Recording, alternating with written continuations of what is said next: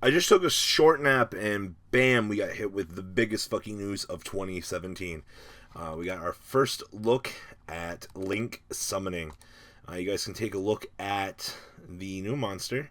As you can see, there are no levels on this card, and it has a Link 3. So we're going to be talking about Link summoning, as I have not had the time to read this, so you guys are going to get my first impressions of this. So, this is going to be example card Decode Talker. It is dark. Cyber's type Link effect monster, Link 3. Materials are 2 or more effect monsters to make it. This card gains 500 attack for each monster linked to it. So, it's going to come out at base 3,300. It's pretty fucking good. And when your opponent's card effect that targets a card you control is activated, you contribute one of your monsters linked to this card and activation and destroy it. I feel like we're about to have a new generation utopia here. Now, this is any effect monsters, so there are no level restrictions to this, which is pretty fucking interesting. So, further information, look at those distinctive link markers. Use these link monsters to develop new strategies that go into your extra deck. So, there are 2 ways for link summoning. Send materials to the graveyard equal to the link number, which you saw was link 3. You can link summon from your extra deck by sending the same number of monsters that meet the material requirements written on the card box, whose total number up to the number of link from the field to the graveyard. Decrease materials by using link monsters. Link monsters are treated as the same number of materials as link to it. However, to use them, you must match the requirements written on the card. So, in order to summon Decode Talker, you must use 3 effect monsters or use link 2 effect monsters and 1 effect monster. So that's actually very interesting. We're going to have monsters that are going to effectively count as the requirements for these. So pay attention to the direction of the link monsters. As the zones pointed to each link marker, and the cards in them will be affected by the link monster and will create no strategies. They have no defense. Link monsters have no defense points, and they have special characteristics of being unable to change their battle positions and turning to defense mode. So, as you guys can see here, pendulum zones are going to be shifting here. And then, of course, it looks like we're going to be seeing the link zone here, which is going to be a bit further up, which is going to create a very interesting discretionary point for the map. Also, take note of the pendulum zones shifting here, which is going to be very interesting to see. So, the newly created extra deck monsters. When the duel begins, neither extra deck monster zone is considered to belong to a specific player. What? When a player special summons a monster in one of them, that zone then becomes treated as part of that player's field, and the other then becomes treated as the other player's field. The tactics of the duel will change dramatically. What? Oh. Depending on who can grab an extra deck monster zone first. Extra deck monster can only be summoned to the new extra deck monster zone, but if you summon a link monster to one of the extra deck zones, you can utilize the max potential. So are you fucking kidding me here? Dude, so now these zones are shared. They're not owned by either player. Wow. Extra deck monsters like Fusion Summon XYZ can be summoned to the main monster zone. Beware.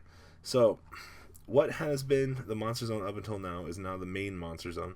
The pendulum zone, the left and right zone of the spell and trap card zone, you can use as a normal spell and trap card zone. But when you place a pendulum zone, it is treated as a pendulum zone.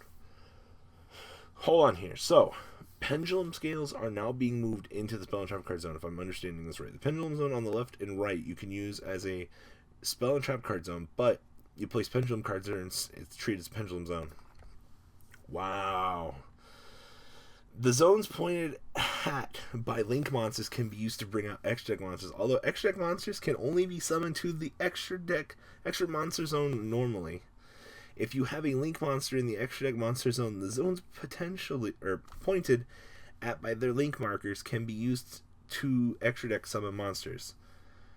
So if you get out a link summon quickly, you can bring out Fusion, Synchro, and XYZ summons in succession. Of course, you can summon another link monster in one of these zones. So if you play your cards right, you can fill your entire main monster zone with extra deck monsters. The new metagame will require consideration of where to place monsters. So, some special rules here. If you special summon an extra deck monster normally, and it goes to the graveyard, and want to special summon it with Monster Reborn, which zone does it go to? It goes into the main monster zone, not the extra deck monster zone. Can you use Book of Moon on Link monsters? Link monsters cannot go face down, so no Book of Moon. If your opponent's only monster is in the extra deck zone, can you attack them directly? If there's a monster in the extra deck zone, unless some kind of effect is in play, you have to attack that monster first. Can you destroy 2 set spell trap cards in your leftmost and rightmost spell trap card zone with Wavering Eyes? The leftmost and rightmost spell trap card zone are regular spell trap card zones and do not become pendulum zones until you activate a pendulum card in them. So, you can't Wavering Eyes. Oh my god. So, this is some major reconstruction shit here. I really like this. So, in order to beam... Oh, wow. Alright, so, we've taken a look at the rules here. Some new of the Link monsters here. This new little spider guy, Link 1. So, unknown. If you control a monster, you can summon this card from your hand. Once per turn, you discard up to 2 cards, then target that many spell trap cards on the field and destroy them. Draconet Cyber Effect. When this card summons something, you can special summon 1 level X or lower normal monster from your hand or deck. Of course, Link Spider. Once per turn, you special summon 1 level 1. That's interesting. Let's see here. Some little temporary Link monsters. 2 more monsters to make it. All Earth monsters on the field gain 500 attack. All Wind monsters lose 4 attack. So Milius Radiance. We're not lazy with the OCG. Huh. Let's see here. You can only use this card's name effect once per turn. You can shuffle this card you control in deck, special summon any number of monsters from your deck whose total level is 6 or lower to the Link zones. Oh my god. So, Rescue Ferret. Of course, we're getting a Rescue Ferret right off the bat. Once per turn, you can target 1 attack position monster your opponent controls, change to defense mode. If a Cyber's type monster you control attacks defense mode monster, gains trample. And when a Link monster is linked, someone destroy all unlinked monsters on the field. Interesting. This is how they balance Yu-Gi-Oh!